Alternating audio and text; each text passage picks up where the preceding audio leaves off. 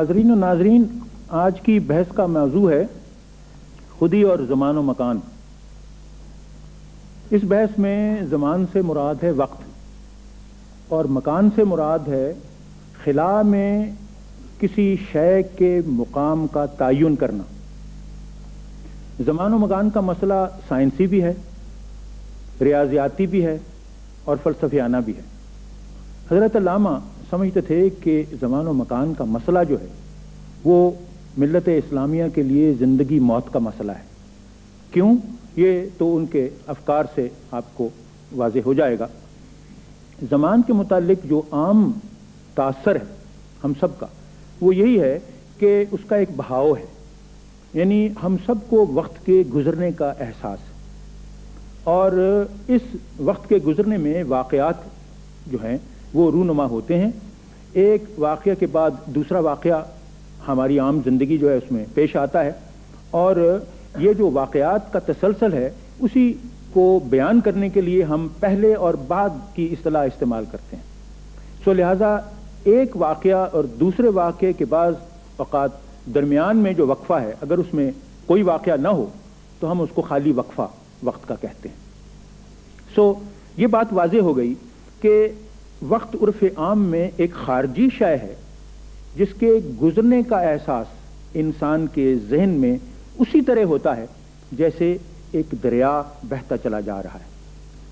اب آئیے مکان کی طرف۔ مکان کے متعلق صورت قدر مختلف ہے، کیونکہ جب خلا میں ہم کسی شے کے مقام کا تعین کرتے ہیں تو نگاہ سے کرتے ہیں، اور اس تاثر کو کہ نگاہ سے ہم کس طرح اس کے مقام کا تعین کر رہے ہیں، اس کے لیے سمت کا جاننا جو ہے وہ بہت ضروری ہے۔ اگر ہم اپنی جگہ سے ہٹ جاتے ہیں اور سمت بدل جاتی ہے تو وہی شے جس کو ہم دیکھ رہے ہیں اپنی آنکھ سے خلا میں، اس کی بھی نوعیت بدل جاتی ہے۔ سمت پر ڈپینڈ کرتا ہے کہ آپ جس چیز کا مقام تعین کرنا چاہتے ہیں خلا میں، اس وقت آپ کہاں موجود ہیں۔ بعض اوقات یہ ہوتا ہے کہ ایک چیز آپ دیکھ رہے ہیں کہ جس وقت آپ دیکھ رہے ہیں کہ دو چیزیں خلا میں ایک ہی سمت میں ہیں، جس جگہ سے آپ دیکھ رہے ہیں ان کو، جس مقام پر آپ کھڑے ہیں، تو اگر آپ اپنی جگہ سے ہٹ جائیں گے تو وہ جو دو چیزیں پہلے ایک ہی سمت میں نظر آ رہی ہیں وہ آپ کو اب دو سمتوں میں نظر آنے لگیں گی۔ تو اس سے یہ ظاہر ہوا کہ مکان کا جہاں تک تعلق ہے وہ یعنی خارجی چیز نہیں، وہ شخصی ہے اور ڈپینڈ کرتا ہے کہ آپ کہاں کھڑے ہیں جس وقت آپ اس کو دیکھ رہے ہیں، اس کی جگہ کا تعین کرنے کے لیے۔ اب اس کے بعد یہ بحث جو ہے زمان و مکان کی، یہ تو بہت طویل بحث ہے، میں تو اختصار کے ساتھ ہی آپ کے سامنے یہ بحث کروں گا۔ سب سے پہلے آپ اہل یونان کا جو فکر ہے اس مسئلے پر، اس کو اپنی نگاہ کے سامنے رکھیں۔ جو یونانی تھے ان کا خیال تھا کہ وقت جو ہے یا زمانہ جو ہے وہ آنوں پر مشتمل ہے۔ آن کی جمع آنات ہے، یعنی اس کا مطلب یہ ہے کہ یہ لمحات پر مشتمل ہے، اور ایک لمحے کے بعد دوسرا لمحہ جو ہے وہ آتا ہے۔ اسی طرح مکان کے متعلق ان کا جو نتیجہ فکر ہے وہ یہ تھا کہ یہ نکات پر مشتمل ہے۔ زمان ان کے خیال کے مطابق مختلف آنوں یا لمحوں پر مشتمل تھا، اور جو مکان ہے وہ مختلف نکات پر مشتمل تھا، اور ان کا تصور کائنات جو تھا وہ سکونی تھا، یعنی وہ سمجھتے تھے کہ حرکت جو ہے یہ فریب نظر ہے، کیونکہ ایک نقطے سے دوسرے نقطے کے درمیان ایک لامتناہی فاصلہ ہے جس کو عبور نہیں کیا جا سکتا، اور اسی طرح ایک لمحے سے دوسرے لمحے تک پہنچنا جو ہے وہ ناممکن ہے، کیونکہ دونوں لمحوں کے درمیان جو وقفہ ہے اس کو عبور نہیں کیا جا سکتا۔ یہ ایرانیوں کا تصور تھا، ان کی کائنات جامد کائنات کا ان کے ہاں تصور ہے، اور ان کا تصور زمان و مکان بھی اسی نوعیت کا تھا۔ اب اس کے بعد آ جاتے ہیں مسلم حکماء۔ یہ مسلم حکماء ہی تھے جنہوں نے اس سکونی تصور کائنات کے خلاف بغاوت کی، اور قرآنی تعلیمات کے ذریعے، قرآنی تعلیمات کی روشنی سے یہ ثابت کرنے کی کوشش کی کہ کائنات ارتقاء پذیر اور متحرک ہے۔ رفتہ رفتہ جو زمان و مکان کے متعلق ایک اسلامی تخیل وجود میں آیا وہ کیا تھا؟ اسے جلال الدین دوانی اور عین القضات ہمدانی کے نظریات کی روشنی میں آپ کے سامنے پیش کرتا ہوں. میں نے صرف یہ دو فلاسفہ چنے ہیں کیونکہ یہ بحث تو بہت طویل ہے، لہٰذا یہی دو اسلامی یا مسلم شخصیات ہیں جن کو میں آپ کے سامنے پیش کروں گا، یہ بتانے کے لیے کہ جو اسلامی تصور زمان و مکان کا بالآخر وجود میں آیا وہ کیا تھا. ان دونوں ہستیوں کے نزدیک، ان دونوں شخصیتوں کے نزدیک مختلف ہستیوں کے لیے زمان جو ہے وہ مختلف نوعیت کا ہے. وہ کہتے ہیں کہ مادی ہستیاں یا جو اجسام ہیں ان کے لیے تو وقت گردش افلاک کا نتیجہ ہے، یہ سیریل ٹائم ہے، یہ زمان متسلسل ہے جس کو ہم ماضی، حال اور مستقبل میں بانٹ سکتے ہیں. اس میں لمحات کی تقسیم ہو سکتی ہے. ایک تو یہ وقت ہے، یہ وقت بقول ان کے یہ مادی ہستیوں یا اجسام کے لیے. اس کے بعد وہ ایک اسی طرح کی فرقہ بندی کرتے ہیں اور آگے آ جاتے ہیں وہ وقت جو کہ غیر مادی ہستیوں کا ہے. اس وقت میں اس کی ترتیب اور تسلسل تو اسی طرح ہے، لیکن اس کا بہاؤ جو ہے، پہلے کا بہاؤ جو مادی ہستیاں ہیں ان میں تو بہاؤ سست ہے، لیکن یہاں جو غیر مادی ہستیاں ہیں ان کے وقت کا بہاؤ زیادہ تیز ہے. مثلا مادی ہستیوں کا اگر زمان جو ہے اس کے 100 سال گزر جاتے ہیں تو غیر مادی ہستیوں کا جو زمان ہے اس کا ممکن ہے ایک ساتھ گزری ہو. تو یہ وہ تقسیم کرتے ہیں. اسی طرح بالآخر مختلف منازل طے کرنے کے بعد درجہ بدرجہ وہ اسلامی تصور جو اسلامی فلاسفہ نے تصور پیش کیا وہ زمان الہی کا تصور ہے. اور زمان الہی ان کے نزدیک کیا تھا؟ وہ ایسا زمان ہے جو گزرنے یا بہاؤ کی خاصیت سے مبرہ ہے، اس میں تقسیم ہے، نہ ترتیب، نہ تغیر، نہ آغاز، نہ انجام. یہ وہ زمان ہے جسے قرآن مجید ام الکتاب کا نام دیتا ہے. یہ فوق الدوام اب ہے، یعنی it's a state of eternal now. So یہ تصور تھا مختصراً مسلم فلاسفہ کا زمان کے متعلق کہ وہ تقسیم کرتے تھے کہ زمانے کئی قسم کے ہیں. ایک زمانہ جو ہے وہ مادی اجسام کے لیے ہے، ایک غیر مادی ہستیوں کے لیے ہے، اور پھر اس کے بعد بالآخر ایک وہ زمان ہے جس کو وہ زمان الہی کہتے ہیں. اب مکان کے متعلق بھی جو بعض مسلم فلاسفہ ہیں ان کے نتائج فکر بڑے دلچسپ ہیں. مثلا اشاعرہ جو متکلمین ہیں ان کے تصور میں خلا ایسے ذرات پر مشتمل ہے جن کی مزید تقسیم ممکن نہیں، اور حرکت جس کو ہم حرکت کہتے ہیں دراصل ذرات کا نقل مکان ہے، یعنی اسپیس میں ان کا ایک جگہ سے دوسری جگہ جو جانا ہے اس کو حرکت کا نام وہ دیتے ہیں. سو حرکت کے دوران ان کا خیال تھا کہ ذرات خلا کے تمام درمیانی نقطوں پر سے ہو کر نہیں گزرتے بلکہ چند نقطوں سے گزرتے ہیں اور بقیہ پر سے چھلانگ لگا جاتے ہیں، اور اس چھلانگ کے عمل کو وہ طفرہ عربی زبان میں انہوں نے اصطلاح استعمال کی ہوئی ہے.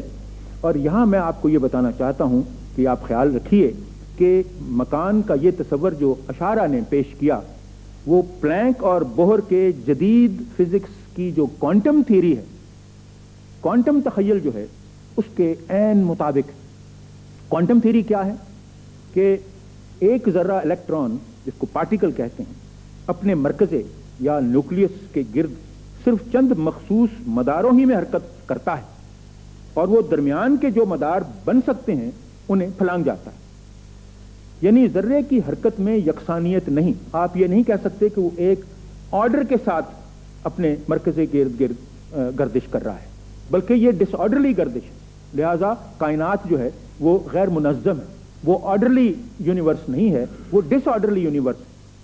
تو یہ تصور جو ہے یہ سب سے پہلے اشاعرہ ہی نے پیش کیا، جو کہ آج کی فزکس جس کو کہہ رہی ہے، یعنی وہ تو انہوں نے تو ان کا تو تخیل تھا، لیکن آج کی فزکس نے یہ مشاہدے کے ذریعے آپ کے سامنے اسٹیبلش کر دیا ہے. اب پھر میں یہ بھی آپ کو واضح کر دوں کہ یہ مسلم فلاسفہ جو اشاعرہ ہیں انہی کے نزدیک کائنات کا تخیل جو ہے وہ صرف متحرک ہی نہیں بلکہ اٹامک بھی ہے، جوہری ان کا تصور ہے. اور اس سے ان کی کیا مراد ہے کہ کسی بھی ذرے کی رفتار اور جو اس کا مقام ہے اس کا تعین کرنا ممکن نہیں. یہ ان کا فکر تھا مسلم فلاسفہ کا. لیکن آج کی جدید فزکس آپ کو کیا کہتی ہے کہ کسی ذرے کی پوزیشن یا رفتار معلوم کرنے کے لیے ذرے سے مراد یہی ہے جس کو عربی میں جزو لا یتجزا کہتے ہیں. ایک ایسا جز، ایک ایسا ایلیمنٹ جس کی آگے فردر تقسیم نہیں ہو سکتی. इसी को पार्टिकल कह दिया जाता है आज की फिजिक्स में। सो किसी जर्रे की पोजीशन और रफ्तार मालूम करने के लिए उस पर रोशनी डालनी पड़ती है, और रोशनी जो है वो बजाय खुद जर्रात और लहरों पर मुश्तमिल है। सो जब किसी जर्रे पर रोशनी पड़ती है, आप देखना चाहते हैं उस जर्रे को कि इसकी रफ्तार और इसकी हरकत किस नौइयत की है, तो जब उस पर रोशनी आप डालते हैं तो रोशनी बजाय खुद जर्रात है। लिहाजा क्या अमल, ये जो अमल होता है वो इस तरह होता है जैसे कि एक गेंद को दूसरी गेंद, एक बॉल को दूसरा बॉल हिट करे, तो रोशनी जो है उस पार्टिकल को पुश करती है अपने पार्टिकल्स की वजह से। लिहाजा वो जो जर्रा है वो अपनी मुकाम से हटके आगे सिरक जाता है। लिहाजा जर्रे की रफ्तार और उसका जो मुकाम है उसका तयन मुश्किल है। सो ये मॉडर्न फिजिक्स की फाइंडिंग डिमॉन्स्ट्रेशन से या तजर्बे से या मुशाहदे से, जिसका पहले से ही जिक्र मुस्लिम फिलासफा के यहाँ मौजूद है। अब मैं आता हूं फिर दवानी और हमदानी के तस्वुर मकान की तरफ। वो मकान की भी उसी तरह तबका बंदी कर रहे हैं जिस तरह उन्होंने जमान की तबका बंदी की है।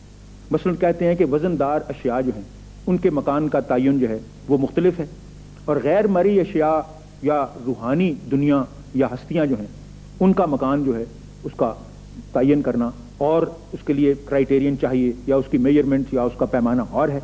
और फिर बिलाखिर वो इसी तबका बंदी करते हुए, इसी किस्म की तबका बंदी करते हुए वो बिलाखिर मकान इलाही पे पहुंचते हैं, और मकान इलाही की तारीफ जो वो करते हैं वो लामकान के मानों में करते हैं।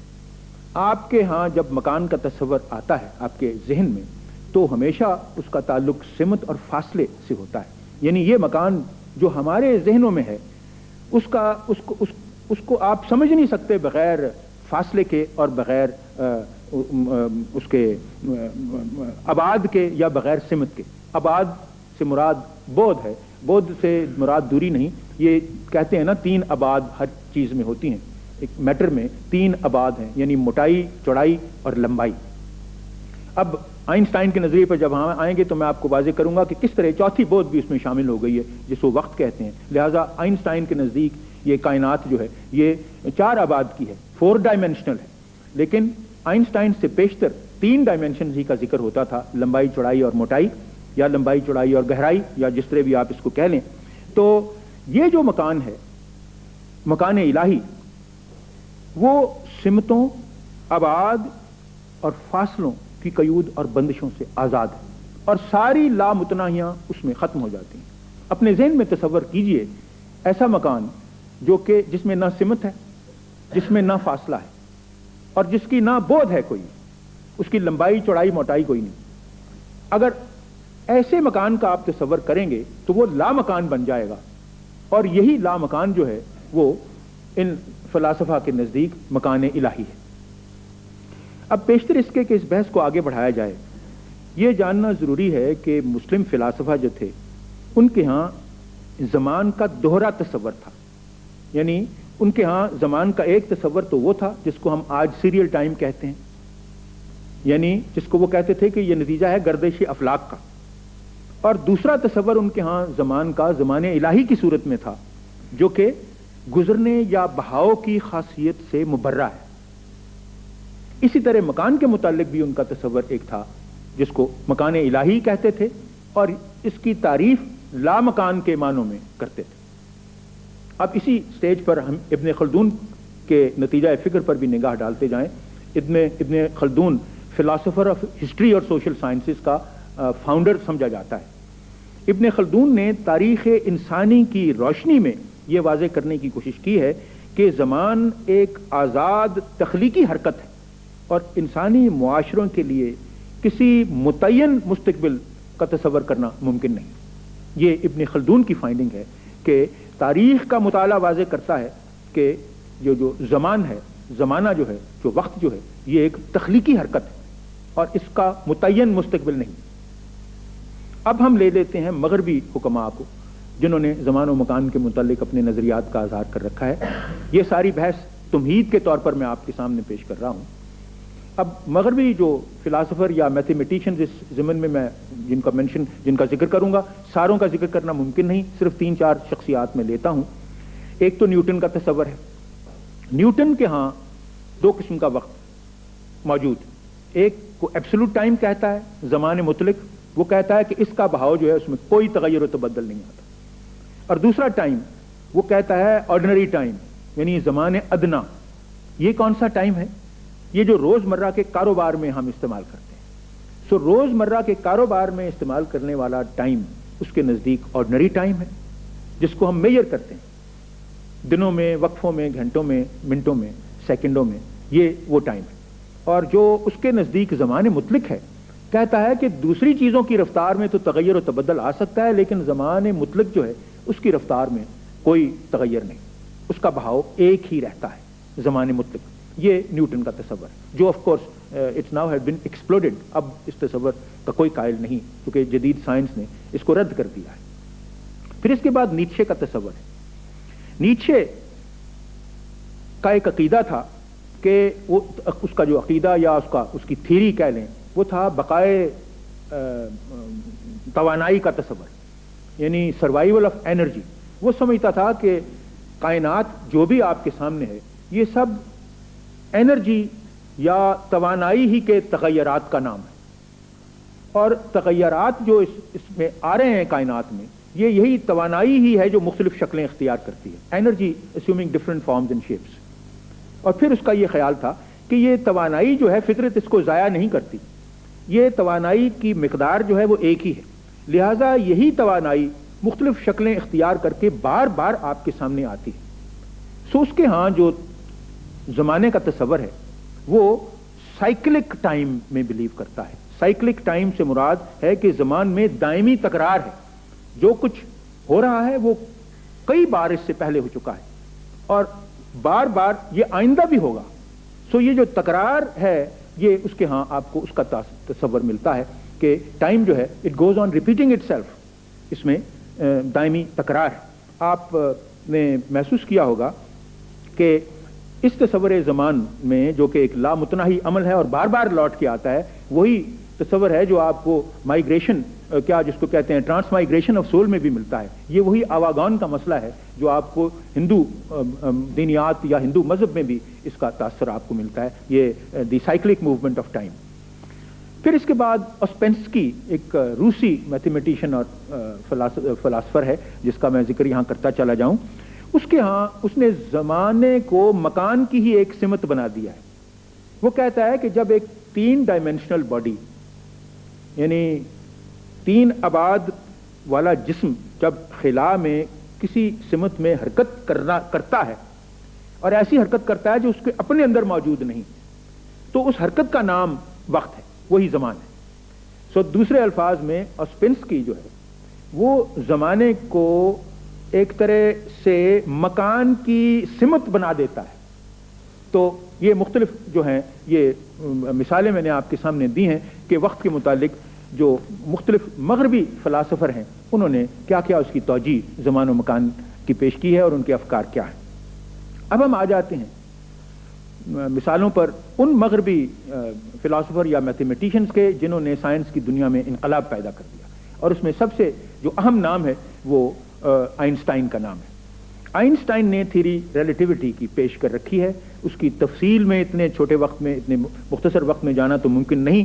میں صرف مختصراً اس کے نکات آپ کے سامنے بیان کرتا ہوں کہ جو اضافیت کا نظریہ ہے آئنسٹائن کا وہ کیا ہے. وہ کہتا ہے کہ نہ زمان مطلق ہے, دیر از نو ایبسولوٹ ٹائم, اور نہ ہی مکان مطلق ہے, نائدر دیر از ایبسولوٹ اسپیس. وہ کہتا ہے کہ یہ دونوں چیزیں اضافی ہیں, دے آر ریلیٹیو. اضافی سے مراد ریلیٹیو, یعنی ان کا اپنا کوئی مقام نہیں ہے.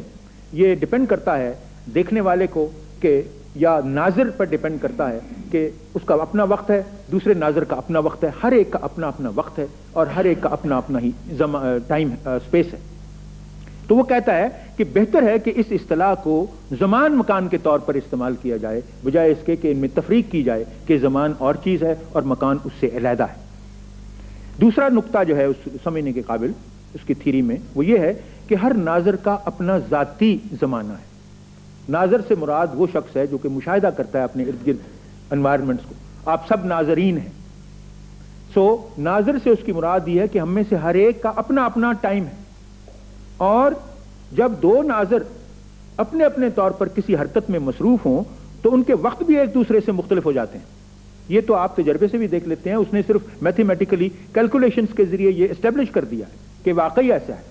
مگر آپ کو بھی اس بات کا احساس ہے کہ آپ کا وقت اپنا ہے, میرا وقت اپنا ہے.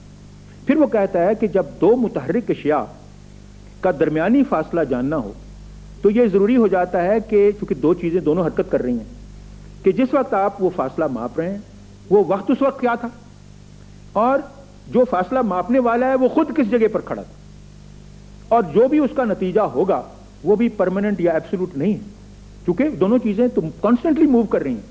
لہذا جو بھی آپ کے سامنے ان کے درمیان فاصلہ ہے وہ صرف وقت کا اور اس کا ریزلٹ ہے جس جگہ آپ کھڑے ہوئے ہیں. اگر آپ کی سمت کوئی اور ہوتی تو آپ کا نتیجہ اور ہوتا. سو اس لیے وہ بھی ریلیٹو ہو گیا. پھر وہ کہتا ہے کہ کائنات 4 آبادی ہے, 4 ڈائمینشنل, اور اس میں سب سے زیادہ اہمیت جو ہے وہ روشنی کو حاصل ہے, کیونکہ روشنی کی سپیڈ 1,86,000 میل فی سیکنڈ ہے. اس سپیڈ سے زیادہ تیز اور کوئی چیز کائنات میں موجود نہیں, یا کم از کم انسان کے مشاہدے میں یا ماڈرن سائنسز کے مشاہدے میں اس سے زیادہ تیز چیز اور کوئی نہیں. چنانچہ چونکہ یہ سپیڈ ہے لائٹ کی, اس لیے روشنی کی شعاع کسی بھی ایک مقام سے دوسرے مکان تک پلک جھپکنے میں پہنچ جاتی ہے. پھر آئنسٹائن کہتا ہے کہ اگر کوئی انسان روشنی سے زیادہ تیز سفر کرنے کے قابل ہو جائے تو پھر کیا ہوگا؟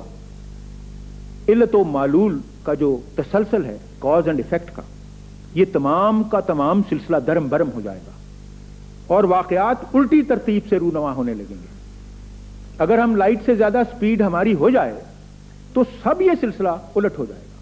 یعنی جو چیز سمجھتے ہیں کہ آپ ایفیکٹ ہے کسی کاز کا, وہ ایفیکٹ کاز بن جائے گی اور کاز اس کی ایفیکٹ بن جائے گی. تو پھر ایک اور جو تصور آئنسٹائن کے ہی ریلیٹیوٹی تھیوری میں ملتا ہے وہ یہ ہے کہ مادہ اور توانائی 2 مختلف اشیاء نہیں, یعنی میٹر اور انرجی یہ 2 علیحدہ چیزیں نہیں ہیں بلکہ ایک ہی شے کی مختلف شکلیں. میٹر کو انرجی میں کنورٹ کیا جا سکتا ہے, انرجی کو میٹر میں کنورٹ کیا جا سکتا ہے, اور اسی اصول پر ایٹم بم جو ہے وہ بنایا گیا ہے. سو جس طرح پانی کی مختلف شکلیں ہیں, بھاپ, برف, اسی طرح انرجی کی ہی شکل ہے میٹر, اور وائسا ورسا. سو اب یہ یاد رہے کہ جدید فزکس کے اس انکشاف نے کہ میٹر کی جو اصل ہے وہ تو انرجی ہے, مادہ پرستوں کو یعنی مادیت کو بالکل اس نے ختم کر دیا ہے. مادہ پرست جو تھے وہ خدا کے یعنی وجود میں نہ ہونے کی ایک دلیل یہ دیا کرتے تھے کہ بھائی یہ کیسے ممکن ہو سکتا ہے کہ ایک خدا جو کہ خود غیر مادی ہے وہ مادہ کیسے پیدا کر سکتا ہے. تو اب صورت یہ ہو گئی ہے, جدید سائنس خود ہی اس نتیجے پہ پہنچی ہے کہ مادے کا جو جوہر ہے دراصل وہ توانائی, بلکہ میں تو یہاں بھی کہوں, آگے بھی اس سے ایک قدم جاؤں گا, بلکہ آج کے جو ماڈرن فزسسٹ ہیں وہ کہتے ہیں کہ اس کو ہم توانائی بھی نہیں کہہ سکتے, وہ انرجی بھی نہیں رہتی, کیونکہ مادے کا اصل جوہر جب اس تک ہم پہنچنے کی کوشش کرتے ہیں تو وہ غائب ہو جاتا ہے, صرف ایریا رہ جاتا ہے اسپیس میں وچ از ریڈیٹنگ انرجی. یعنی مادے کی اصل جو ہے وہ غائب ہو جاتی ہے, ہم اس کے متعلق کچھ نہیں کہہ سکتے. پھر اس کے بعد اب یہ صورت آ جاتی ہے کہ اگر یہی واقعی صحیح ہے کہ مادہ جو ہے وہ انرجی بھی نہیں کہہ سکتے کہ وہ غائب ہی ہو گیا ہے, تو پھر آپ یقین جانیے کہ اس وقت دیکھیے کہ جدید سائنس مذہب کے کتنا قریب آ گئی ہے. آج سے پہلے جتنی قریب جدید سائنس مذہب کے آج آئی ہوئی ہے, اس سے پہلے کبھی اس طرح نہیں صورت ہوئی. اب میں یہاں یہ تو مختصراً میں نے آپ کے سامنے آئنسٹائن کے تصورات پیش کیے ہیں, برگساں کے تصورات بھی پیش کرتا جاؤں. برگساں کے نزدیک یہ اب سبجیکٹو ٹائم کی طرف ہم آ رہے ہیں. یہ آپ کے سامنے جو آئنسٹائن نے وقت کے مختلف اس کی ریلیٹیوٹی کے ثابت کیا آپ کے سامنے, یہ آبجیکٹو ٹائم تھا. اب ہم سبجیکٹو کی طرف آ رہے ہیں. برگساں کہتا ہے کہ انسان کی جو شعوری زندگی ہے وہ ایک کیفیت سے دوسری کیفیت میں منتقل ہوتی رہتی ہے. پس انسانی شعور یعنی انسانی کانشیسنس جو ہے اس کے 2 پہلو ہیں, ایک خارجی اور ایک باطنی یا داخلی. سو خارجی پہلو جو ہے اس کا تعلق تو زمانے متسلسل سے ہے, سیریل ٹائم کے ساتھ, اور جو داخلی ہے اس کا تعلق وہ کہتا ہے زمان خالص کے ساتھ ہے. زمان خالص کو وہ کیا اس کی اصطلاح پیور ٹائم کو وہ ڈیوریشن کہتا ہے. ڈیوری فرینچ زبان میں، کیونکہ برگساں فرانسیسی تھا، تو ڈیوری سے مراد دوران ہے، یعنی دوران خالص، ڈیوریشنل ٹائم، پیور ڈیوریشن، یہ اصطلاح استعمال کرتا ہے، جس کا تعلق وہ کہتا ہے ہماری اپنی ڈیپر کانشسنس کے ساتھ ہے. وہ کہتا ہے کہ زمان خالص جو ہے یہ ایک غیر متسلسل آزاد تخلیقی تغیر ہے.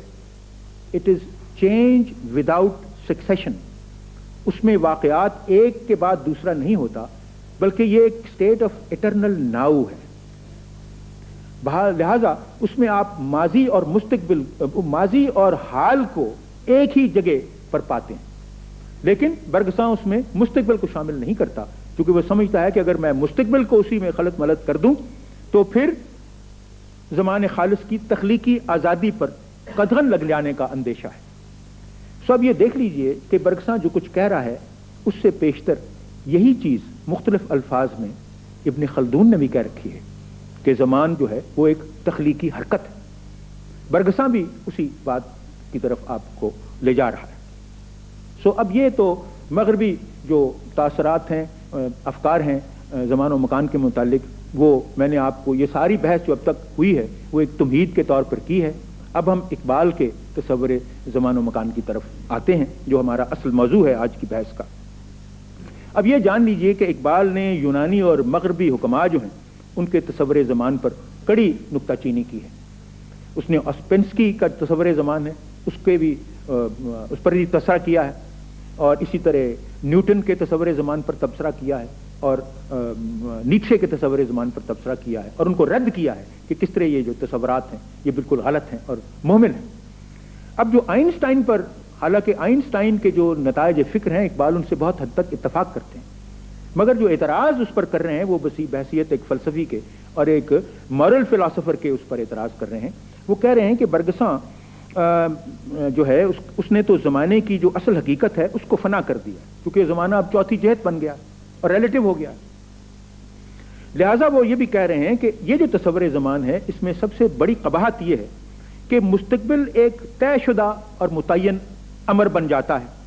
گویا واقعات رونما نہیں ہوتے بلکہ ہم ان سے دوچار ہوتے ہیں. آئنسٹائن کے تصور میں events do not happen but you meet them، یعنی وہ پہلے سے ہی وہاں متعین کر دیے گئے. اور پچھلی بحث جو تھی جس میں میں نے اقبال کے تصور تقدیر کی آپ کو تفصیل پیش کی تھی، اس میں بھی اقبال نے یہی واضح کرنے کی کوشش کی ہے کہ مستقبل جو ہے وہ امکانات کی شکل میں موجود ہے اور اس کو متعین نہیں کیا جا سکتا. سو اسی طرح جو اقبال کا اعتراض برگساں پر ہے وہ بھی یہی ہے، کیونکہ برگساں بھی کہتا ہے کہ جو پیور ڈیوریشن ہے اس میں ہم صرف ماضی اور حال کو تو شامل کر سکتے ہیں، وہ تو ایک دوسرے میں غلط ملط ہو جاتے ہیں، لیکن مستقبل کا اس میں کوئی حصہ نہیں، کیونکہ مستقبل کا تو بھی وجود ہی نہیں، وہ تو آیا ہی نہیں وجود میں. جب مستقبل آئے گا تو وہ تو حال بن جائے گا، وہ تو مستقبل رہے گا ہی نہیں. لہذا برگساں پر بھی اقبال کا یہی اعتراض ہے کہ مستقبل ٹھیک ہے ابھی وہ حال نہیں بنا، لیکن مستقبل امکانات کی شکل میں تو موجود ہے، لہذا مستقبل کو بھی پیور ڈیوریشن میں شامل کرنا ضروری ہے. سو یہ تو اعتراضات اقبال آئنسٹائن اور برگساں پر کرتے ہیں. کچھ حد تک ان دونوں مفکروں کے وہ ساتھ جاتے ہیں، پھر اس کے بعد وہ اختلاف کی منزل آ جاتی ہے. اب صورت یہ ہے کہ اقبال کے ہاں زمان و مکان کا تصور کیا ہے. اقبال کہتے ہیں کہ زمان کا تعلق مکان سے ویسا ہی ہے جیسا ذہن کا جسم کے ساتھ. گویا زمان جو ہے وہ ذہن ہے اور مکان جو ہے وہ جسم ہے، لیکن چونکہ مکان کو وہ جسم سمجھتے ہیں لہذا مکان کو وہ اساسی تصور نہیں کرتے، وہ زمان کو اساسی تصور کرتے ہیں. زمان کی اہمیت اقبال کے ہاں زیادہ ہے بنسبت مکان کی.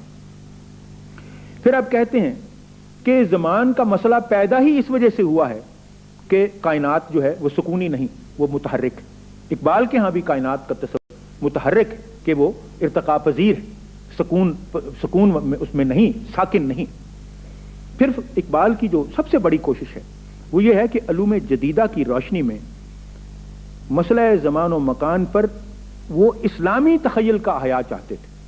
لہذا زمانے متسلسل سے روشناس ہونے کے لیے انہوں نے آئنسٹائن کے نظریے کو قبول کیا، اور اس کے بعد جدید نفسیات کی روشنی میں برگساں کے نظریے کو زمانے خالص کی حقیقت سمجھنے کے لیے انہوں نے سمجھنے کی کوشش کی۔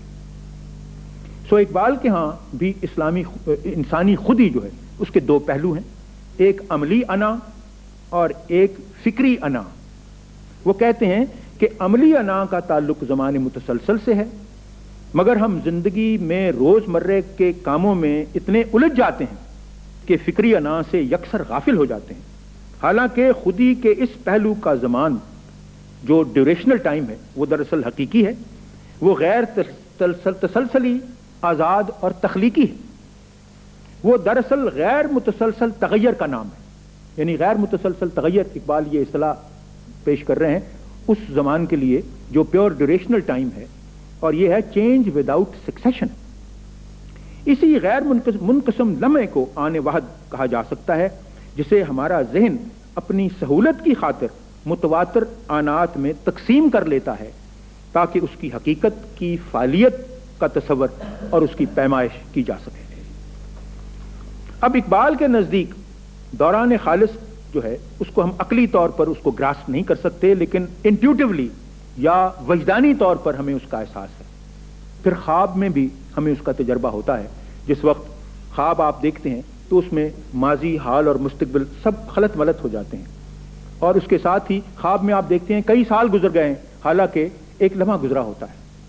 پھر اسی طرح فرماتے ہیں کہ گہرے سوچ و بچار کے عالم میں جب انسان ہوتا ہے، جب آپ ہوتے ہیں، اور جب آپ کی خودی کا عملی پہلو معطل ہو جاتا ہے، تو اس وقت بھی آپ کو اس بات کا احساس ہوتا ہے کہ یہ زمانے متسلسل جو ہے یہ تو سمندر کی اوپر کی طے ہے، اس کے نیچے ایک اور ہے، ایک اور زمان ہے، یہ دوران خالص ہے، اس کا پتہ آپ کو ملتا ہے۔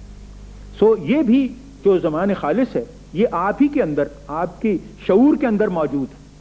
سطحی طور پر زمان متسلسل ہے، لیکن ذرا اس سے نیچے جائیے، جب آپ زیادہ تفکر کریں گے، فکر کریں گے، تو آپ کو اس کا ایکسپیرینس ہوگا جو اقبال زمان خالص جس کو کہتے ہیں، اور یہی زمان خالص جو ہے یہ اقبال کے نزدیک زمان الہی ہے۔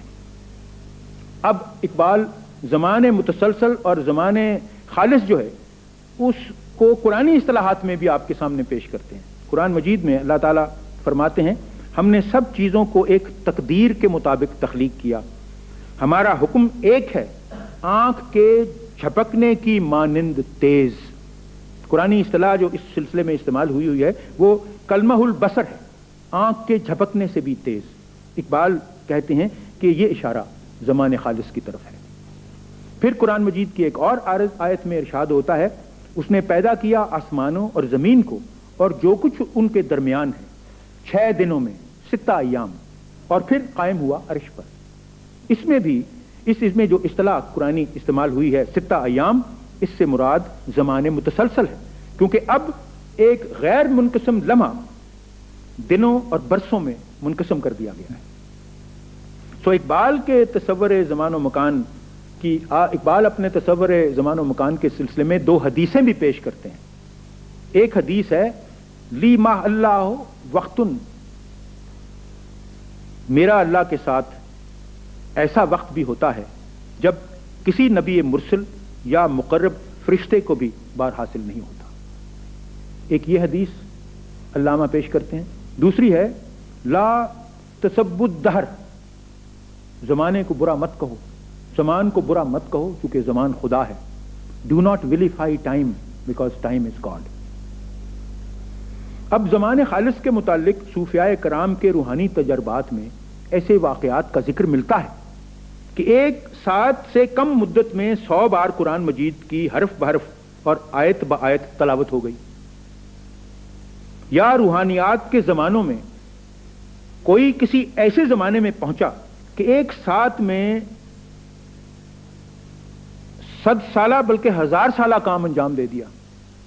یعنی یہ آپ کو کتابوں میں ملتا ہے، صوفیاء کی کتابوں میں ایسے واقعات ملتے ہیں۔ اقبال کی نگاہ میں یہ عین ممکن ہے، بلکہ وہ بتاتے ہیں کہ جدید فزکس اس کو اسٹیبلش کرتی ہے، روشنی کے ذروں یا لہروں کی تعداد اتنی زیادہ ہے، فرماتے ہیں کہ ایک لمحے میں روشنی کی مقدار کے ذروں کو گننے کے لیے ہزاروں بلکہ لاکھوں سال چاہیے، لیکن ہم اسے چشم زدن میں یا دیکھ لیں کہ ایک واحد فوری عمل کے ذریعے محسوس کر لیتے ہیں، اور اس طرح تواتر اور تسلسل کو آنے وحدت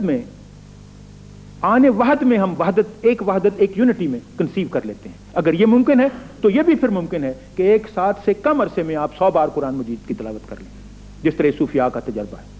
یہ اس زمانے میں تو آپ اس کو کرامت سمجھ سکتے ہیں، لیکن اس کو سائنٹیفکلی بھی پروو کیا جا سکتا ہے۔ اب اس بحث کے پس منظر میں حضرت علامہ کے چند اشعار میں آپ کے سامنے لاتا ہوں، ان کو اپنے ذہن میں لائیے تو یہ بحث بالکل واضح ہو جائے گی۔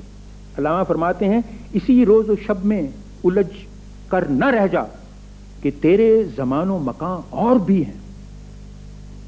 پھر مسجد کرتبہ میں ارشاد ہوتا ہے، سلسلہ روز و شب نقش گرے حادثات، سلسلہ روز و شب اصل حیات و ممات، سلسلہ روز و شب تارے حریرے دو رنگ، جس سے بناتی ہے ذات اپنی قبائے صفات، سلسلہ روز و شب ساز ازل کی فخاں، جس سے دکھاتی ہے ذات زیرو بم ممکنات، تجھ کو پرکھتا ہے یہ، مجھ کو پرکھتا ہے یہ، سلسلہ روز و شب سیرفی کائنات، تیرے شب و روز کی اور حقیقت ہے کیا، ایک زمانے کی رو جس میں نہ دن ہے نہ رات۔ پھر ان کی نظم زمانہ اپنے ذہن میں لائیے، جس میں ٹائم بجائے خود ایک زمانے متسلسل جو ہے وہ خود بولتا ہے اور اعلان کرتا ہے، میری سراہی سے قطرہ قطرہ نئے حوادث ٹپک رہے ہیں، میں اپنی تسبیح روز و شب کا شمار کرتا ہوں دانا دانا، ہر ایک سے آشنا ہوں لیکن جدا جدا رسم و راہ میری، کسی کا مرکب کسی کا راکب، کسی کو عبرت کا تازیانہ، نہ تھا اگر تو شریک محفل، کیونکہ اگر تم نے ٹائم ویسٹ کر دیا، نہ تھا اگر تو شریک محفل، قصور میرا ہے یا کہ تیرا، میرا طریقہ نہیں کہ رکھ لوں کسی کی خاطر میں شبانہ۔ سو جاوید نامے میں زمانے متسلسل بتاتا ہے کہ کس طرح انسان یہ میرے طلسم کو توڑ کر زمان خالص تک پہنچ سکتا ہے یا زمان الہی تک پہنچ سکتا ہے۔ تو یہ زروان ہے جو پیش ہوتا ہے، اور یہ فارسی نظم کا اردو ترجمہ میں آپ کے سامنے پیش کر رہا ہوں، اور یہ ترجمہ کیا ہے جناب رفیق خاور نے، ان کا ترجمہ آپ کے سامنے ہے۔ زندگی میں، موت بھی میں ہی ہوں حشر و نشور، میں حساب اور میں ہی دوزخ، میں ہی جنت میں ہی حور، کیا بشر اور کیا فرشتے بستہ میرے دام سے، عالم شش روزہ نکلا ہے میرے اندام سے، یہ جہاں میری طلسماتی کمندوں میں اسیر، ہوتا رہتا ہے میرے ہی دم سے ہر لہجہ پیر، اور لی میں اللہ جن جوان مردوں کے دل میں بس گیا، لی میں اللہ وہی رسول اللہ کی حدیث ہے جس کا ذکر میں پہلے کر چکا ہوں، لی میں اللہ جن جوان مردوں کے دل میں بس گیا، ان کے دم سے یہ طلسم آہنی برہم ہوا، صدق کے دل سے تو اگر چاہے نہ ہوں میں درمیان، اگر زمانے متسلسل آپ چاہتے ہیں کہ آپ کے درمیان نہ رہے تو لی میں اللہ دل سے کہہ دے صورت صاحب دلاں، تو لی میں اللہ جو ہے وہی ہے زمانے خالص جس کی طرف اقبال نے اشارہ کیا ہے، اور جو مسلم مفکرین کے نزدیک زمان الہی۔ پھر اسرار خودی میں فرماتے ہیں، اور یہ ترجمہ میں آپ کے سامنے پیش کر رہا ہوں عبد الرشید فاضل اور کوکب شادانی کا۔ یہ کیا اشعار ہیں؟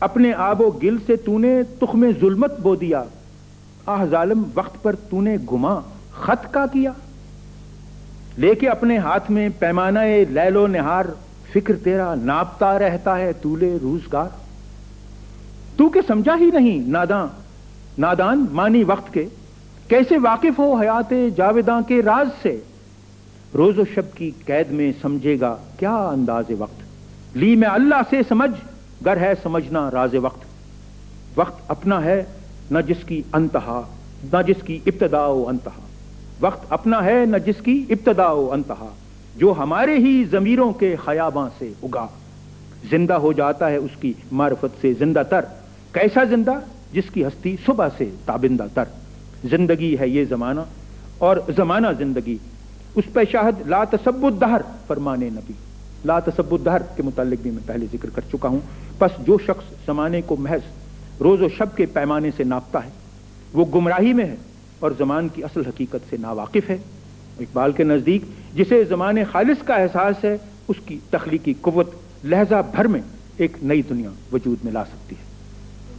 اس پر میں اس بحث کا خاتمہ کرتا ہوں۔ اگر آپ کے ذہن میں کوئی سوال اٹھتے ہیں تو بے شک کیجیے۔ ڈاکٹر صاحب محترم، آپ نے زمان و مکان کے تصور کے حوالے سے اقبال اور نیوٹن کے فکری اختلاف پر خاصا کچھ فرمایا، ذرا اس کی مزید وضاحت فرماتے ہیں؟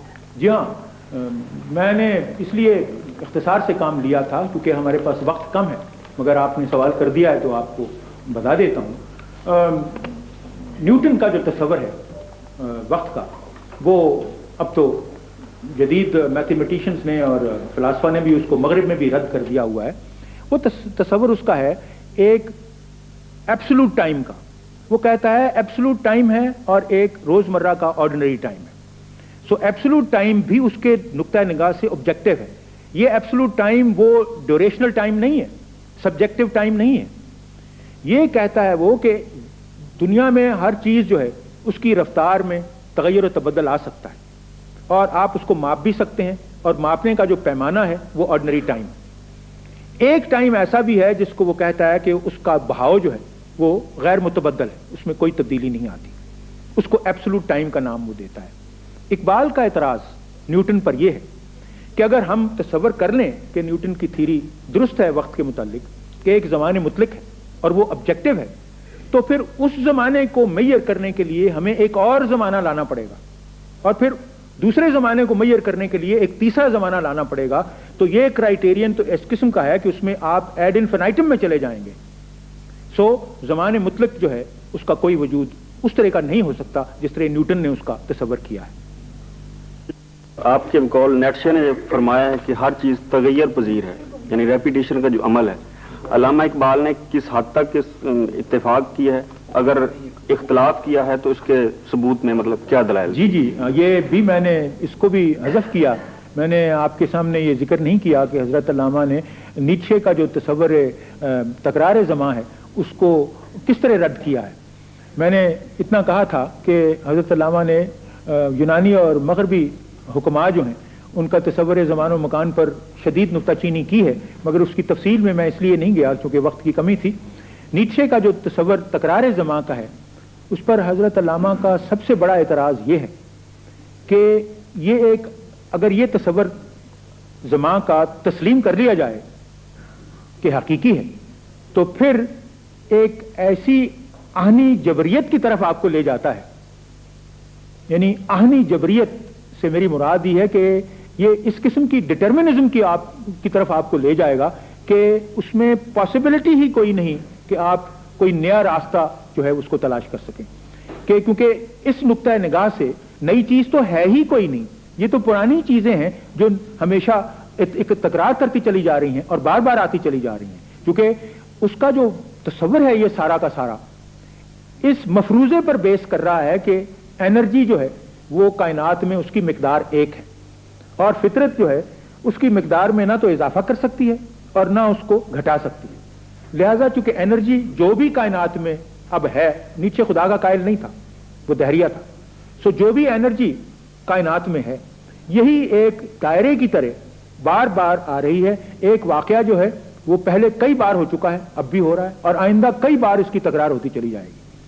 سو وہ اسی وجہ سے اگر اس کے تصور کو درست تسلیم کر لیا جائے تو انسانیت اس قسم کے آہنی جبر میں مبتلا ہو جائے گی جس میں کسی قسم کی تخلیق ممکن نہیں اور کوئی نئے رستے کو وجود میں لا سکنے کا امکان جو ہے وہ نہیں رہتا۔ لہذا اقبال اس تصور زمان کو رد کرتے ہیں۔